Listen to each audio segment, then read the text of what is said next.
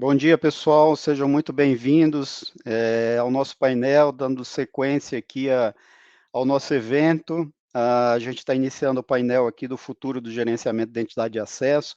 Acho que é um dos painéis mais aguardados, mais interessantes. Não poderia ter, para mim, né, particularmente, muito interessante ser o moderador desse painel. Agradeço muito aí ao Alfredo Santos pelo convite. Estou muito honrado aí de estar tendo essa oportunidade. Para os que não me conhecem, eu sou Carlos Alberto Costa, sou sócio da JC Advisor e da Cyber People, sou diretor também do IBRASPD, do Instituto Brasileiro de Segurança, Proteção e Privacidade de Dados, e tenho um painel aqui muito interessante, tenho 4 convidados que eu acho que vão abrilhantar muito esse painel, e porque a gente conseguiu reunir aqui um grupo que eu acho que dá uma diversidade bem interessante para o painel. Ou seja, a gente está trazendo 2 representantes da indústria, a gente está trazendo uma grande consultoria e a gente está trazendo um grande cliente, ou seja, um grande usuário. Então, eu vou começar a apresentar cada um deles. A gente tem o Laurence Plaza, da CyberArk, representante da indústria. A gente tem o Flávio Xavier, também da Security ID, da RSA, também dentro dessa mesma linha. A gente vai ter a visão dos vendors. Depois a gente tem o Eric Oliveira, da PwC, como grande representante aí da visão da consultoria, e a gente tem o Maurício Felício, do Itaú, aí como um grande cliente, um grande utilizador aí, que eu acho que ajuda a compor bem o painel. Como é que vai funcionar a dinâmica, pessoal? Na verdade, eu selecionei 6 grandes temas de interesse aí quando a gente pensa no futuro do gerenciamento de identidade e acesso. Eu vou perguntar esses temas em blocos para cada 2 desses convidados, e no final a gente vai abrir um espaço para consideração final de cada um deles, tá? Então vamos começar. O primeiro grande tema que eu selecionei é sobre serviços em nuvem. Eu acho que isso é um dos pontos aí fundamental quando a gente pensa hoje, né? Quer dizer, acabou aquele cenário lá de você estar dentro da empresa e estar utilizando lá um servidor interno e você está acessando sistemas internos. Na verdade, você tem hoje um ambiente aí de múltiplas nuvens, e isso traz um grande desafio aí para você dar flexibilidade para o colaborador, da produtividade. Então, isso tem impactado muito o gerenciamento de identidade e acesso e vai impactar cada vez mais. Então, para essa primeira pergunta envolvendo o futuro do ponto de vista de serviço em nuvens, acho que nada melhor do que a gente selecionar aí a visão de um grande cliente, né, no caso do Maurício aí falando como Itaú, e depois da consultoria do Eric aí falando também a visão da Price. Então, começando pelo Maurício, por favor, Maurício, nos responda aí, ponto de vista de, né, você como Itaú, o quanto isso tem impactado e como você vê isso do ponto de vista do futuro. Muito bem, Carlos, obrigado aí pelo convite também. E é bem como você colocou, gerenciar acessos cloud é totalmente diferente da on-premises.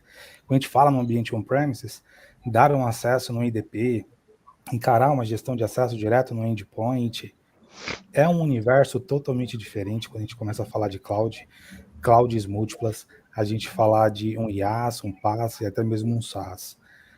E muitas vezes a gente pode acabar não se atentando aos riscos que isso envolve, uma vez que a gente está falando de plataformas totalmente diferentes.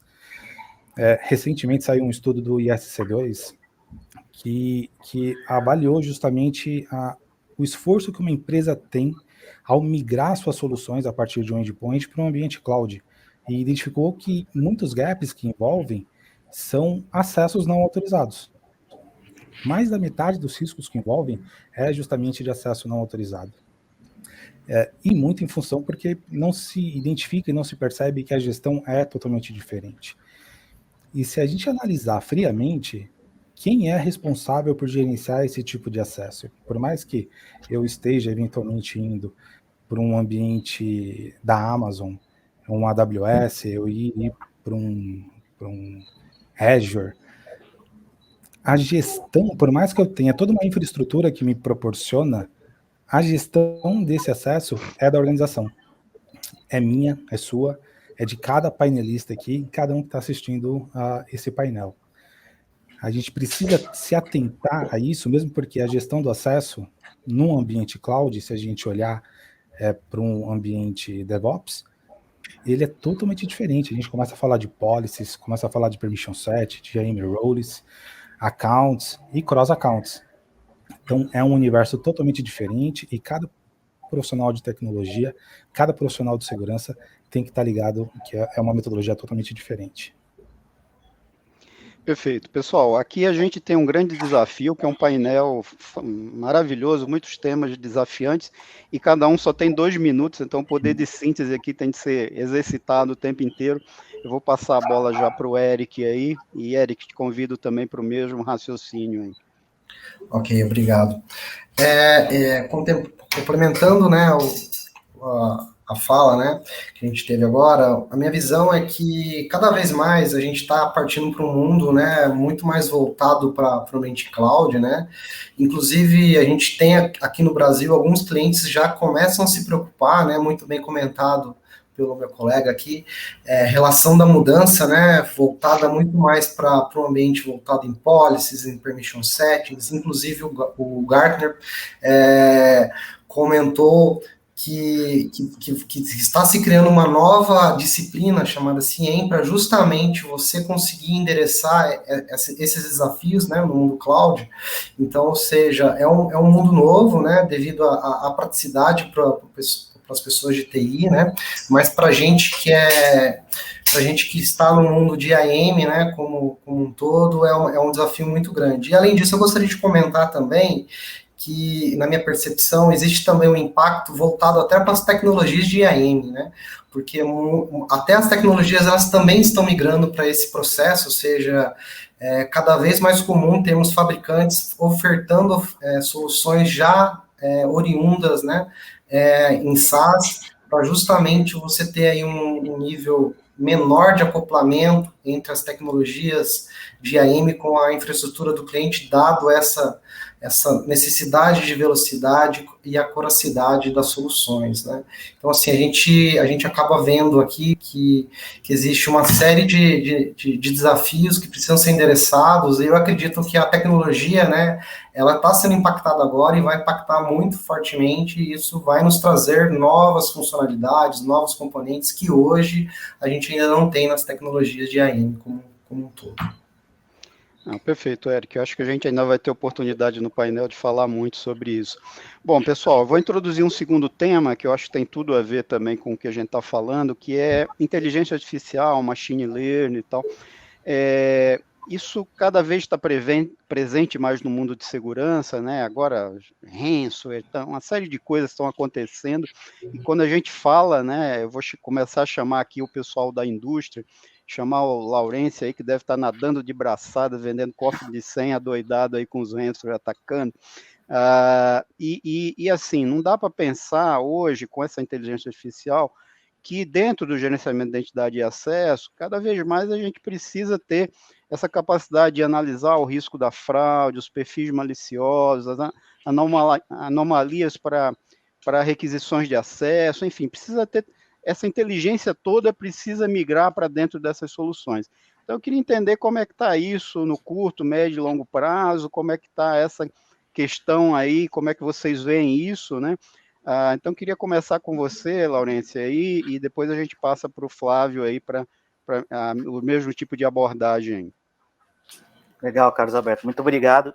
Muito bem introduzido por você. Na verdade, dentro do mundo de IAM, né, de Identity and Access Management, a gente vê aí que cada solução dentro do mundo de IAM, elas vêm se especializando e utilizando motores de aprendizado de máquina para cada tipo de solução, né? Então, quando a gente fala de inteligência artificial e machine learning, são palavras quase indissociáveis os dois, né? Sempre, quando a gente fala de inteligência artificial, a gente está falando de machine learning por trás dos bastidores. E o que acontece é realmente isso. Cada tipo de solução dentro do mundo de IAM, ela tem o seu motor especializado de monitorar o comportamento do usuário para diferentes finalidades, né? Por exemplo, né, se pegar uma solução de gestão de acessos, né, uma gestão de acessos mais modernas, sempre tem um motor de User Behavior Analytics ali que vai aprender o comportamento do usuário, os dias da semana, os horários, tipo de browser que está sendo utilizado, aplicações que são mais acessadas. Tudo isso é utilizado para conhecer esse comportamento e depois contrastar com com os novos logins, gerando riscos e coisas do tipo, para você bloquear, para você pedir um acesso, um multifator adicional para esse acesso. Isso por si só é muito poderoso. As soluções de IGA, né, de governança e administração de identidade, já tem os módulos de IA deles já tem um outro tipo de foco, é um foco um pouco mais voltada para o least privilege, né? Conhecer o que está passando, o que está, os permissionamentos que existem, e baseado nesses permissionamentos que existem, dar sugestões do que não é utilizado. Isso é muito aplicado, que foi citado agora, né, para o mundo de multicloud. Mundo de multicloud são, você pegar as 3 grandes nuvens aí, Azure, AWS, GCP, são mais de 25 mil permissionamentos que existem ali que você pode conceder. Então, o Eric citou aí uma nova sigla de mercado, o CIEM, né, o Cloud Entitlement Manager, que visa isso, utilizar a ML para ver o que está sendo utilizado realmente de permissionamento, para você permissionar somente o que é necessário dentro das nuvens. Então, e o que está acontecendo também é que os fabricantes estão se juntando para trocar informações entre esses motores especializados, fabricantes que têm soluções diferentes, juntando esses motores e possuindo também integrações entre eles. Então, é um conjunto bem grande, aí tem toda a parte de Customer Identity and Access Management, também que tem um foco mais em fraude, tem um foco mais no onboarding dos clientes, melhorar a experiência do usuário. Então, Machine Learning está presente e vai continuar presente bastante nesse mundo de Identity and Access Management. Perfeito, Lourenço. Muito obrigado. Flávio, o que é que você poderia acrescentar aí também dessa visão aí que o Lourenço nos deu aí? Essa visão muito boa que ele nos deu, né? E eu gostaria, então, de complementar um pouco tanto a fala do Lourenço quanto do Maurício e do Eric, né? Eu acho que esse debate, esse painel aqui vai ser complementar em todos os seus assuntos, né? Os seus temas. Então, indo lá para o início, falando um pouquinho do tema abordado pelo Maurício, de multi-cloud, e pegando o gancho aí no inteligência artificial e machine learning, é muito importante ressaltar que todos os projetos relacionados à IAM, eles têm sido muito motivados por conformidade, né? Então, nunca foi tão fácil comercializar um projeto de IAM quanto é hoje, porque os grandes motivadores são basicamente conformidade, são aspectos legais. Mas tão importante quanto isso, vale ressaltar que a gente precisa ir além da conformidade, né? A conformidade em si, ela não garante 100% da segurança. Ela garante padrões, garante alguns guidelines, mas isso muda de setor para setor. E isso, né, acaba sendo um dificultômetro aí, né, nos projetos, porque você tem diversos projetos ao mesmo tempo serem implementados e ao mesmo tempo você não consegue aplicar a mesma caixinha em cada um. Você tem nuances diferentes, abordagens diferentes para cada setor, né? Além disso, a gente entende que a maior parte das empresas ainda não tem uma abordagem de IAM madura, tá? Então precisa-se o quê? Evoluir essa abordagem de IAM, né? Criar políticas adaptáveis para cada tipo de projeto. E um auxílio para isso, obviamente, né, está na inteligência artificial e machine learning rodando por trás e auxiliando nessas tomadas de decisão. Então, se você tem um ambiente multi-cloud, mesmo que não seja multi-cloud, seja um ambiente interno, esse ambiente é extremamente dinâmico e praticamente enlouquecedor para o time de gestão de acessos, de gestão de identidades, governança de identidades, segurança, ter essa mesma flexibilidade, essa mesma dinâmica que o negócio. Então, isso vem para acelerar, né, e dar um apoio maior nessas tomadas de decisão. Ok? Perfeito, pessoal, obrigado. Vamos começar a segunda rodada aqui, então a gente vai começar a embaralhar um pouco aí a ordem das pessoas. A gente vai falar do próximo tema aqui, eu acho que é bem interessante, que é a questão da autenticação sem senhas, né, do chamado passwordless authentication aí. E aí eu queria começar a ouvir aí o próprio Maurício aí, queria ouvir também o Flávio novamente. Flávio, até por trabalhar na RSA, no Security ID aí, que eu até quando eu conheci, brinquei com ele, não dá para pensar nele sem pensar no chaveirinho lá, enfim. E, enfim, tradicionalmente pela questão do segundo fator de autenticação e tal, mas assim, começando pelo Maurício aí, que o Itaú como um grande usuário de biometria, porque praticamente hoje não se sustenta mais essa questão de pensar em autenticação só baseada em senha, né?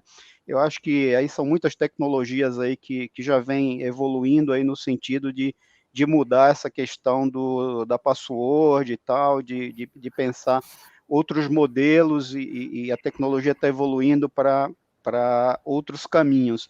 Então, assim, Maurício, o que você pode exercitar para a gente de futurologia nessa área aí, que você poderia contribuir aqui na nossa discussão aqui do painel? Legal. Aqui eu acho que é importante a gente também deixar claro, já que a gente tem muita gente aqui assistindo e deve ter os mais diversos níveis de conhecimento aqui sobre a disciplina, é importante estar claro que Passwordless Authentication não é a abolição da senha. Então, não é que a gente fala, pô, mesmo eu tendo a senha, eu tenho um determinado grau de risco, mesmo existindo toda essa segurança, e se eu ficar sem senha, vai virar terra de ninguém. E não é bem isso. Aqui a gente tem que ter a mentalidade de que a redução, a troca, né, é uma troca de soluções. A gente deixa de fazer aquela autenticação simplificada, onde eu identifico um usuário e uma senha conhecida, que pode ter até uma exposição de senha aí dentro do mercado, o que pode facilitar determinados invasores. Aqui, a gestão desse acesso passa a se tornar de maneira diferenciada. E necessariamente, por mais que possa parecer para alguns esquisito, necessariamente a gente eleva o nível de segurança, utilizando essa forma de gestão de acessos. Afinal de contas, como eu deixo de fazer essa exposição dessa senha, que pode ser conhecida, dependendo do usuário final que está fazendo esse tipo de autenticação, ele pode não se preocupar tanto com a qualidade da senha que ele gera. Porém, ao usar essa solução, eu necessariamente elevo esse nível de segurança, reduzo custos do lado de operação, uma vez que eu não tenho mais redefinições de senha que caem lá para o chamado, para o suporte, operacionalizar esse tipo de coisa, e a gente passa a propor outros tipos de soluções. A gente tem push notifications, tem o próprio MFA, processos de biometria, seja no meu próprio dispositivo que eu estou trabalhando, seja ele no dispositivo BIOD que eu esteja confirmando o meu acesso. Então, tem muita coisa aqui e é um assunto bem interessante, turma. Tá bom, Flávio, o que é que você nos traz aí desse mundo aí para contrapor aí o que o Maurício falou? Tá no mute, Flávio. Me desculpe. Eu vou complementar, né, o que o Maurício colocou muito bem. Apesar de já existir algumas tecnologias hoje que estão indo para o caminho de não existir mais senhas, isso é algo que vem amadurecendo, vai amadurecer nos próximos meses e poucos anos, bem breve. O segundo fator, né, o MFA, né, ele vem para exatamente complementar esse fator de segurança, garantir, né, que a gente está praticando aqueles princípios, né, do que você sabe, o que você tem, o que você é, né, e alguns desses fatores eles conseguem concatenar solução, né? Alguma dessas soluções consegue concatenar esses fatores, né? Então você pega aí dispositivos, um file token, por exemplo, que você consegue ter nele, né? O que você tem e o que você é dentro do mesmo dispositivo com uma digital. Então você aumenta esse fator de autenticação e garante, né? E dificulta minimamente a vida de quem está tentando burlar uma entrada maliciosa em algum sistema, tá bom? Então, nessa linha, é sempre dificultar o 100% de segurança vai ser difícil atingir. Existem novas tecnologias que estão relacionadas aí à identidade digital, o que a gente vai falar mais à frente aí, que também visam aumentar esse fator de autenticação dentro dessa direção aí de passwordless, ok? Perfeito. Excelente, pessoal. Vamos mudar de tema aqui agora e até pegar o próprio Maurício falou, Maurício não, desculpe, o Flávio falou há pouco aí sobre conformidade e tal, e aí eu queria já pegar esse gancho para introduzir o próximo tema, que eu acho que é inevitável agora, que é a gente falar do IAM frente às questões regulatórias, né? Quer dizer, as regulações sobre privacidade e a gente vai falar de LGPD, GDPR, etc., e tudo, enfim, né, todo esse impacto, essa questão das regulações aí, e não dá para pensar, quando a gente fala na proteção do dado, na privacidade, etc., sem pensar no IAM, que termina sendo, num certo sentido, um grande viabilizador para que tudo isso aconteça, né? Quer dizer, não dá para imaginar que você vai proteger o dado se você não tiver ali a solução que vai garantir que os perfis vão ser acessados de forma adequada, e etc. Enfim, todo o papel garantidor que uma solução de IAM tem. E aí, sem falar, de novo, aí, como já foi citado, o IGA, quer dizer, quando você entra lá na questão do SOD, na questão de princípio do menor privilégio, e N coisas que fazem parte das disciplinas de IAM aqui. Então, eu queria um pouco aí que a gente refletisse e pensasse aí nessa questão do IAM em termos de futuro, frente a todos os impactos que as regulações estão trazendo, e enxergasse ele um pouco para frente nesse sentido aí.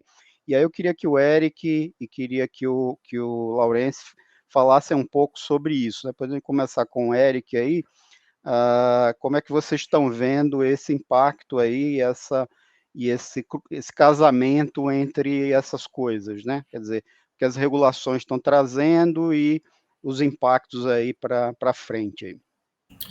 Ok, Carlos.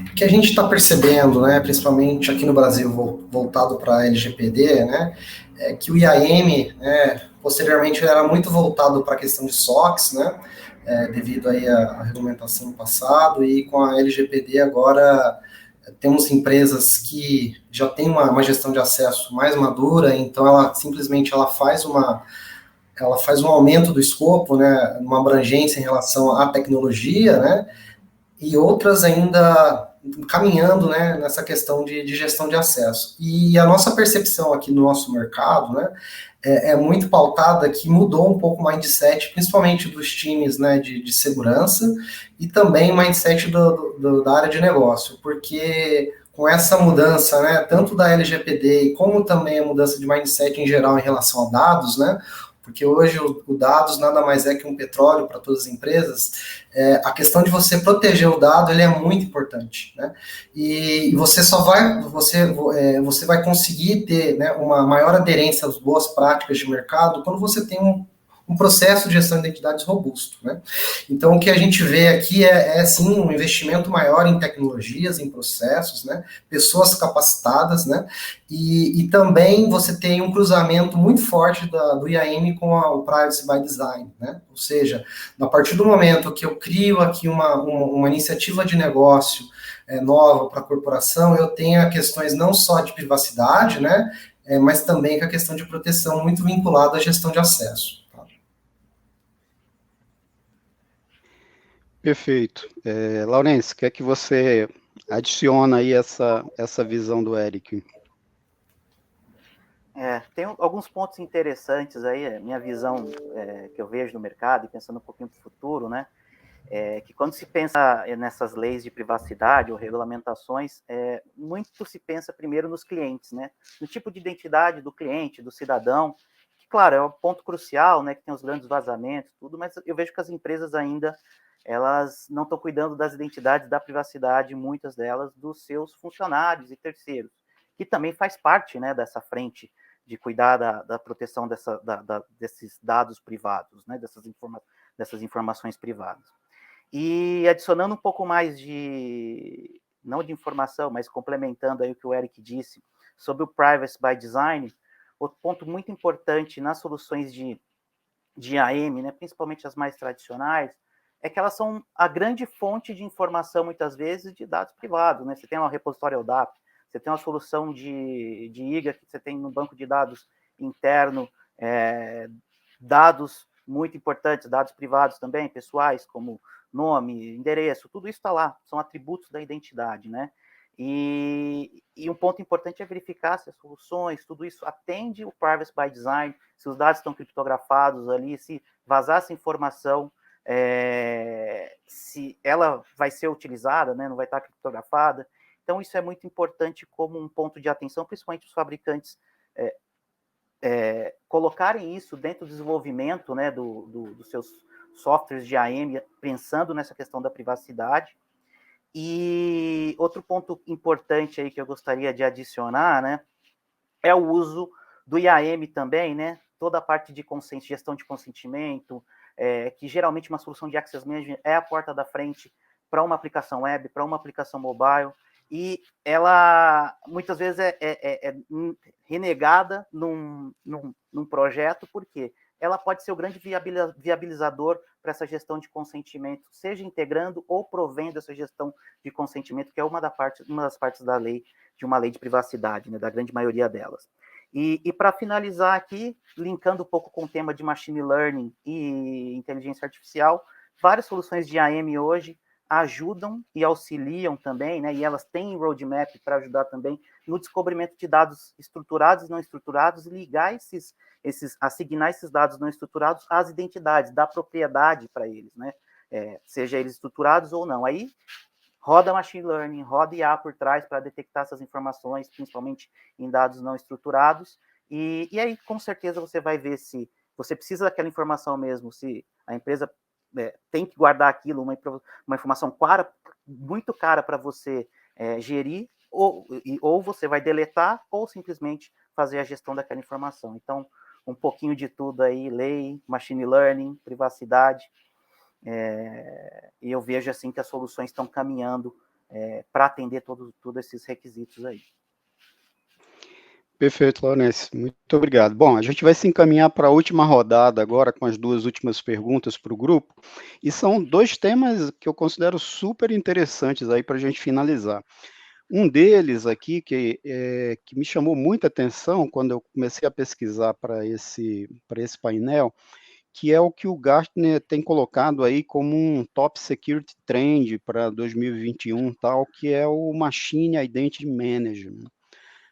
Que essa questão do IAM, quer dizer, dessa mudança aí, né, do IAM focado só nos usuários para o IAM também do ponto de vista das máquinas. E aí é o conceito que está por detrás de você imaginar que é o não humano se autenticando, né? Quer dizer, a gente está muito habituado à autenticação humana, e agora, na verdade, a gente tem devices, a gente tem IoT, a gente tem aplicações, a gente tem serviços em cloud, e a gente começa a ter aí um mundo de coisas se autenticando, e que, diferente do humano, que está mais preparado, eventualmente, para lidar com determinadas situações ali que podem acontecer, e aí, a partir disso, ele pode ter uma determinada reação. Não, aqui são máquinas falando com máquinas e como gerenciar todas essas coisas. E aí enfim, é um tema bem interessante. Dentro dessas pesquisas, até identifiquei uma empresa que não está presente no Brasil aí, mas que tem até um alto executivo brasileiro aí atuando nela, tal, que é a Venaf, enfim, vi várias coisas que estão acontecendo lá fora, especializadas nesse tema. Me chamou muita atenção. E aí eu quis trazer aqui para o nosso debate, porque eu acho que isso é algo do futuro. O Gartner está dizendo que nos próximos anos isso vai ser obrigatório dentro de todas as empresas aí tratar isso, né? E aí eu queria ouvir um pouco a opinião de vocês sobre essa questão, né? Como é que vai ser gerir esse tópico. Enfim, e aí queria ouvir do ponto de vista do Maurício, se ele já tem essa preocupação lá dentro, como é que eles já estão tratando esse tipo de cenário, e depois voltar para o próprio Laurence aí também, pensando aí do ponto de vista de CyberArk, como é que eles veem esse desafio aí. Então, Maurício, começando por você aí. Legal. Realmente é algo bem novidade, eu acho que para muita gente, porque quando a gente olha e fala sobre a gestão de uma identidade humana, é algo que faz parte do dia a dia de muita gente aqui, seja a minha conta nominal, seja uma conta que eu tenho um privilégio diferenciado. Agora, quando a gente começa a abstrair essa minha identidade humana, ok, a gente tem até um cenário que a gente tem algum tipo de governabilidade em cima, que é uma conta de serviço usada por uma aplicação para falar com um banco, falar com um microserviço, falar com API. Agora, quando a gente começa a falar de gerenciar a máquina em si, um IoT, e o IoT que entenda, seja um meu relógio, seja, por que não, um ATM, e pode ser um grande case aí de utilização, por que não? Até mesmo uma máquina pesada de exploração de minério que coloca bomba para abrir túnel, são itens que têm um grau de sensibilidade muito grande e que eu acho que o Gartner foi bem feliz aí em colocar isso como uma tendência, porque olhando o IoT como um todo, a gente se preocupou bastante em discutir range de IPs, para ter IP para tudo que é dispositivo, se discutiu muito sobre latência de banda, se discutiu muito sobre essa parte de infra. Agora, gerenciar essas máquinas e governar esse acesso, garantir quem pode ter acesso e quem não pode, eu acho que é um assunto que é importante todo mundo ter no radar para começar a pensar como futuro, e um futuro que talvez não esteja tão distante assim. Perfeito, Maurício, muito obrigado. Laurence, como é que você complementa aí o que o Maurício falou? Não, legal. Esse mundo que a gente fala de gestão de identidade de máquinas, né, relativamente novo, para o pessoal que trabalha na indústria, né, parte de OT, né, de gestão de tecnologia operacional, isso já é um tema que eles já vêm abordando já tem um certo tempo, né, fazer toda a parte de autenticação e autorização de sensores, PLCs, né, é o famoso IoT aí para o mundo industrial, né? Em geral, esse tipo de tecnologia, eles, quando a gente está falando de máquina mesmo, de sensores, de IoT, são utilizados esquemas de estruturas de chaves públicas e privadas, né, para a gente conseguir autenticar e autorizar, mas o que eu vejo que o Gartner colocou como tendência mesmo isso foi quando a gente fala de outro tipo de gestão de identidade de máquina, mas é voltada para os workloads, que é o que o próprio Maurício comentou agora, né? A gente está falando de API, a gente está falando de APIs, aplicações, containers, tudo isso utiliza secrets, utiliza as contas de serviço, que são comunicações entre as máquinas. Isso, com certeza, devido à rápida transformação digital que o Covid fez acontecer, criando mais workloads, gestões de mais APIs se autenticando entre elas. E existem soluções para fazer esse broker de secrets que são muito boas para que ninguém conheça esses secrets, porque hoje só fala em secrets quando a gente fala de parte de identidades, né, gestão de identidade de máquinas mais com foco em workloads, e se fosse dar uma dica aqui para todo mundo que desenvolve dentro de casa, utiliza esses desenvolvimentos mais modernos, né, que utiliza secrets que tem a vida muito curta para um workload se autenticar no outro, uma API se autenticar na outra, para buscar soluções que auxiliem nesse ciclo de DevOps para a gestão desses workloads, que faz parte, sim, do Machine Identity Management. Perfeito, Laurence, muito boa contribuição.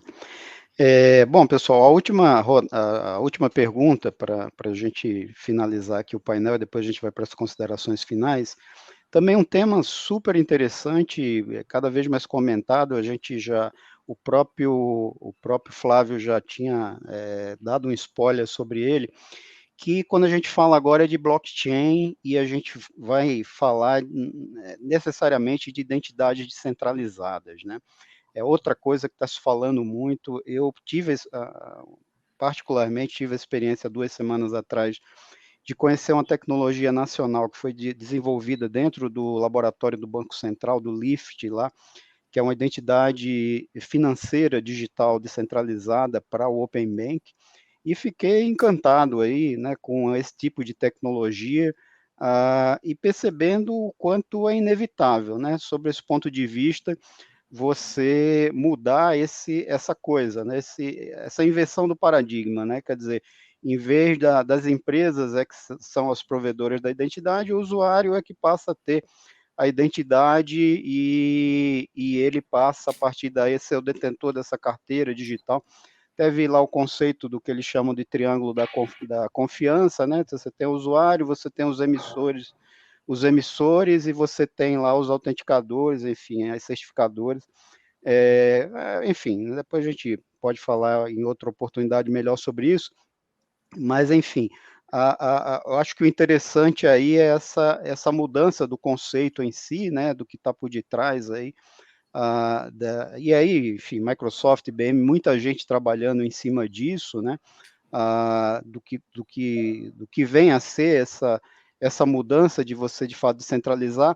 Na GDPR, isso já é muito forte, lá fora eles já falam da identidade soberana, né, do conceito da identidade soberana, atrelada à GDPR, e aí a gente pensa logo numa aplicabilidade governamental fortíssima, né, que você poderia ter essa carteira do cidadão aí, onde você reunisse tudo isso, né, enfim, então, para falar um pouco disso aí, do que o blockchain possibilita, né, de fato, a tecnologia do blockchain que é o viabilizador de tudo isso, né, e aí eu queria um pouco que a gente falasse desse tema. Eu queria pedir ao Flávio e ao Eric que comentassem sobre isso, começando pelo Flávio aí, que já deu spoiler lá atrás desse tema, né, Flávio? Então, começando por você aí, por favor.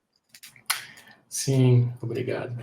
Bom, seguindo um pouco aquele tema, eu acho que tem uma certa conexão aí entre tanto o processo de autenticação, né, e falando de identidades descentralizadas, né, e como você disse, né, através da utilização de tecnologia do blockchain, então você começa a abrir a possibilidade de brokers de autenticação, tá, oferecendo esse serviço complementar ao processo de autenticação que você já tem, seja através de um MFA ou uma composição que permita, né, através de tecnologias de integração já com aplicações ou com plataformas de autenticação, a validação dessa identidade de maneira digital, né? É o que o mercado está começando a chamar de Identity-Based Authentication. Né? Então, você se utiliza toda essa tecnologia, essa segurança, basicamente, né, seria como quando você vai a algum órgão público, você vai certificar sua identidade, né? Você entrega seu RG, tem que ter, obviamente, um documento com foto para que ele olhe o documento e valide com o seu rosto, né?